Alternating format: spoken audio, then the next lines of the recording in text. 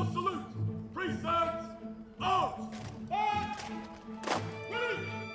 Choosing the armed forces as a career means you'll be asked to make decisions and communicate them quickly, clearly, and often loudly.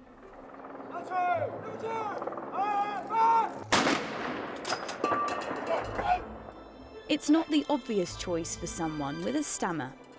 There was a big recruiting sergeant there who rightfully told me, "Wee man, you've got a stammer, you might never be promoted." I felt very isolated, like it was something I had to deal with alone. Now, forces personnel who stammer are going in front of the camera to reveal their experiences, to raise awareness and break down misconceptions about their condition. There were plenty of people who are having full and fulfilling careers, despite having a stammer. The moment you come out and start openly saying, "I am somebody who stammers," you are immediately reducing the stigma and the mystery that surrounds the condition. I think you can find people who are very authentic and very capable communicators who are not 100% fluent, and that's absolutely fine.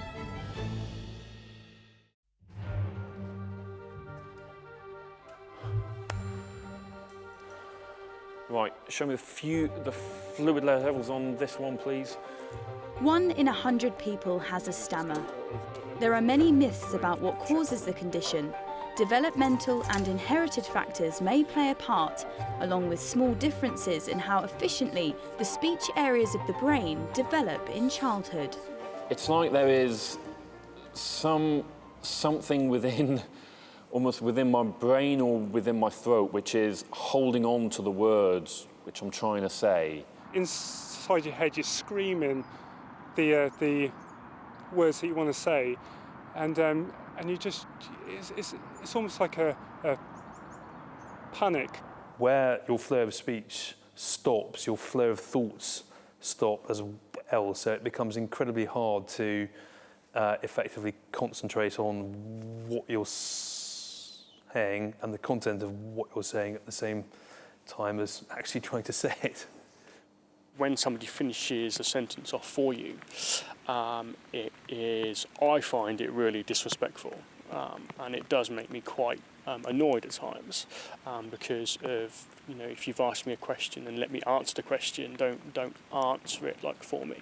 It's one of those natural abilities which you take for, which you almost take for granted, really. But when you can't do it, and especially if you get caught on something and you just can't say the most simple of words, it's unbelievably frustrating. Despite the difficulties that having a stammer can bring, especially when working in intense and stressful situations, these servicemen made the choice to join up to the military. But how hard was it to take that step? I was concerned with how to get through the door at the Armed Forces Careers Office, because there was like a push button and there was an intercom to speak to someone, so it was a challenge enough just to get in the door of the Careers Office, even before I've spoken to anyone about joining up. When you look at a force such as the Army, which is full of all these tough roughies, I thought to myself, am I going to fit in here? I thought, a stammer, maybe it's not the job I want to do, maybe they won't accept me. I was a bit concerned as to how, I suppose, seriously I would be taken going through Sandhurst, how my stammer would react to the pressure which I was placed under. I did find it quite nerve-wracking, because I was the only one which had a stutter, and I had to get through that phase of wanting to keep quiet, purely because I didn't want to feel embarrassed. But then I was put in positions where I had to speak out. I think I probably did come into the civil service with some concern that I might be wrongly construed perhaps has not been capable of coherent thought, or perhaps being construed as being nervous. And I think that probably did concern me a lot, and therefore I was at great pains to try and hide it and to minimise it as far as I possibly could, which is of course the worst thing that you can possibly do. For Corporal Howard Charlton, joining the Royal Air Force was not an easy process, and throughout his career, important parts of his role have proved difficult. Making phone calls and talking in group situations cause him great anxiety and stress. What's the number? Face-to-face is not too bad because the other person can see that there's an issue. They can see that something's going on, and hopefully they can see that you have a stammer. But if it's on the telephone, it's absolutely horrendous because all they can hear is silence. They can't hear you at all, so they begin to ask if there's anyone there still, or and it's just really awkward because because you just can't talk. And there's been occasions early on when I first joined up that I'll just hang up the phone because there isn't anything else I can do. I can't talk, and so the person on the other end who I'm supposed to be talking to doesn't have any idea of what's going on. With speech therapy, Howard has learned to cope with his stammer in a more confident way, but he has regrets over the effect it's had on his career. I think it's got in the way as much as perhaps I haven't took opportunities than perhaps I could have done. I haven't perhaps done the courses that I would probably like to have done. I've not enjoyed the adventure training that perhaps I'd like to have done, and that's all been an effect of my stammer, because I find it particularly difficult in new environments, having to introduce myself to people that don't know me, and all sort of the stress that goes with that. So I guess it has held me back from maybe doing courses that perhaps I would have liked to have done, particularly to get advancement in the RAF. Major Michael Boyd's career in the military police has gone from strength to strength, but with promotion comes more responsibility. When was the last time the radios were all spun up to, And a role that involves leadership, respect and clear direction. When I had a bad day, and I knew I was having a bad day, I couldn't hide and not deliver the lessons of which I was rotated to go and do. I had to just fight my way through that and just accept that. I suppose the quality which I would have, the quality teaching which I would have imparted, and the inval comments there afterwards would be probably were often pretty harsh, but it was just one of those things which I just had to deal with, and I felt it got better as time went on. Standing in front of a group of new recruits giving commands can prove difficult for anyone, especially for someone with a stammer. It probably comes as a bit of a surprise for them to, I suppose, just get used to the fact that the OC at times can be will struggle to speak the most simple of things. For Corporal Dan Rudge, a career as a medic has involved moments of extreme stress. In 2013, he was mentioned in dispatches on his return from Afghanistan after giving life-saving aid to 4 men whilst under fierce enemy fire. Unfortunately, a IED was detonated, which we sustained 3 casualties. Two of them had life-threatening injuries, which we treated, got them stabilised, and again we then evacuated them back to a helicopter extraction point. Despite the risk of injury from incoming fire and the pressure he was under to save lives, his stammer completely disappeared. I was so focused on my job of which I had to perform, the fact that I was more focused on completing my job and giving clear instructions, and the fact that it didn't really it didn't really show on me whatsoever. Also, I was with my unit, which I transferred from to the medical corps, who had worked with me my whole career, so they were fully aware of my stammer, and they even said that it didn't even show up once. I've looked over your paperwork and stuff. Is there any chance that you can, in your own words, just tell me what information you require from me, please? For those who've chosen a military career, a stammer can cause extra anxiety in an already stressful working life.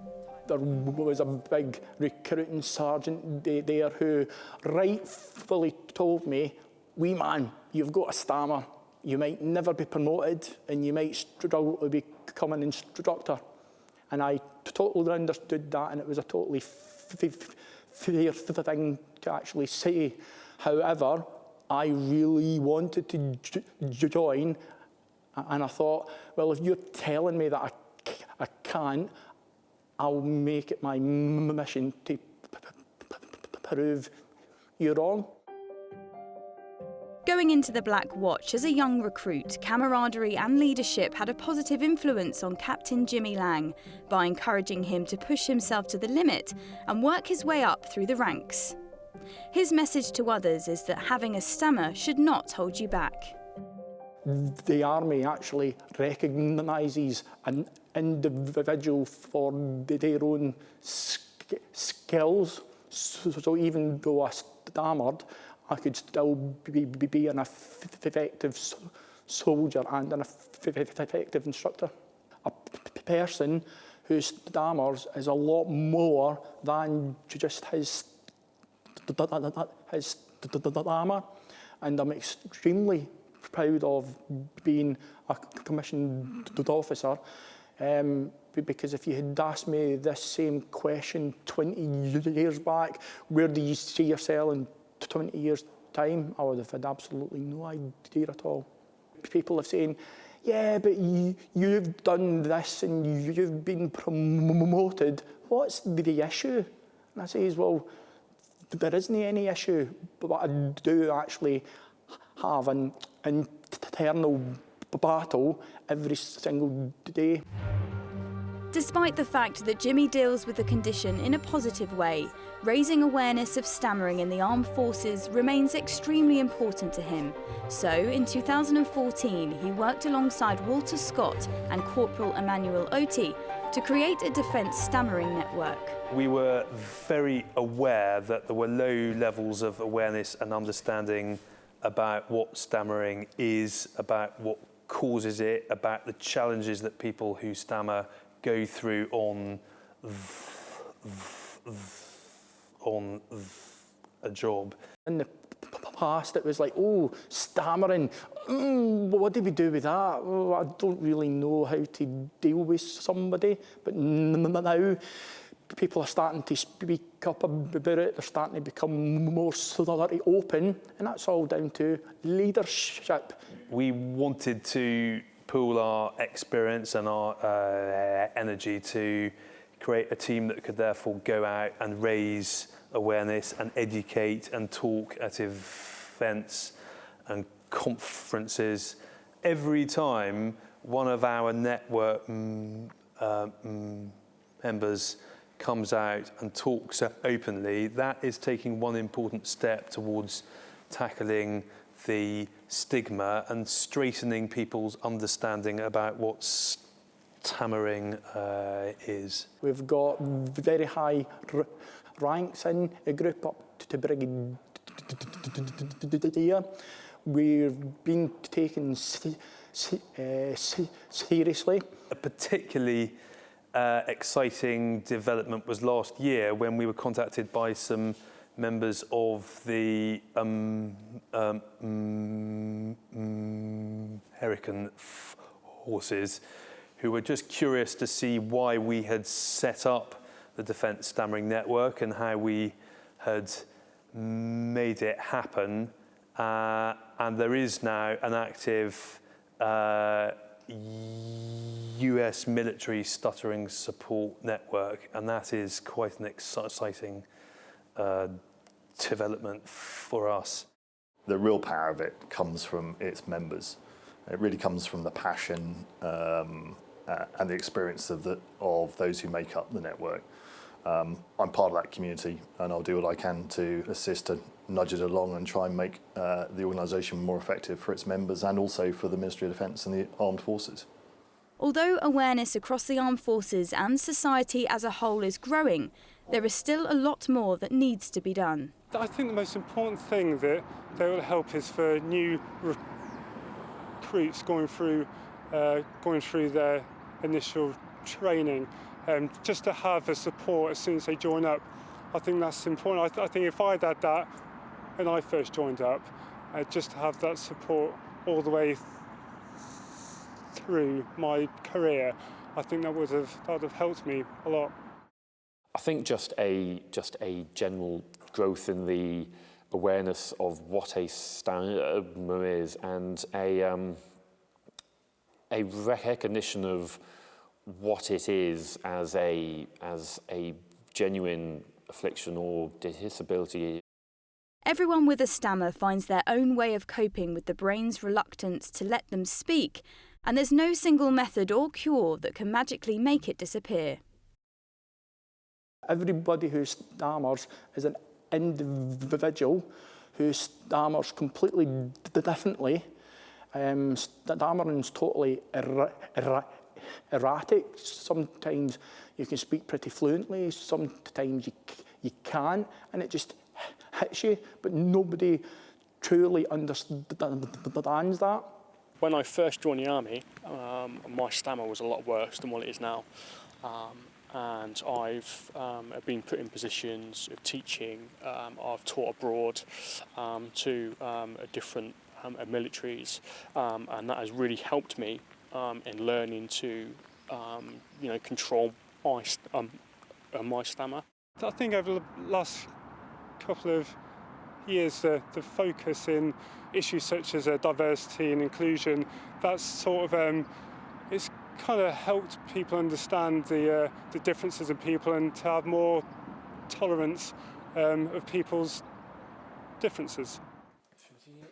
The message from servicemen sharing their experiences is that stammering is a part of their life and one which never goes away. So all they ask is that people understand this and give them time to finish what they have to say. The fact that I've managed to get to command a company and I'm still going within this career, I think if an example needed to be shown to others, I would hope that maybe I could be one, maybe. Being able to communicate is an important part of service life. But you can be a very effective communicator, but not be entirely fluent in your speech. And my experience is that the armed forces are very much a meritocracy. And if you're able to do your job, if you're able to do your operational job, then there really are no bars to being successful. Stammering should never hold anybody back. So just have confidence in our own abilities. The army is more than about talking. It's a lot more. So it should never hold anybody back. For those who stammer, talking in public is not something that comes naturally. But these servicemen have learned it's vital to speak up anyway and want others to do the same. I'll always remember what my father said to me. He says, "Jimmy, I didn't think you were going to start speaking on it," because I really hesitated. That first question, I was just like, what do I say, what do I say? There is still a lot of work to be done to get the message out there that it is okay to stammer and that stammering does not result from a nervous character, and that it is possible to do your job really quite successfully with a stammer. There's still a lot of people there who don't know a bit about us, but maybe that's because this conspiracy of silence is still there, and people are still slightly worried. Should I speak to him about it? Should I not? The best thing to do is to speak to somebody, but make sure that that person's ready to speak. As I've got older as well, I've realised that, you know, my stammer isn't an issue for me now. I've lived with it my whole life, so it's always been there. So I've now reached a point on where I'm comfortable with the fact that you know I've got a stammer, and if other people aren't, then that's their problem. Although it's awkward, it's horrible, it's not a nice feeling. You know, you can still get your point over, and you know, I think since I've been doing some therapy, I sort of acknowledged the fact that stammering's okay. It's okay to stammer. It's just part of who I am, and if it takes a bit longer to say what I want to say, then that's okay.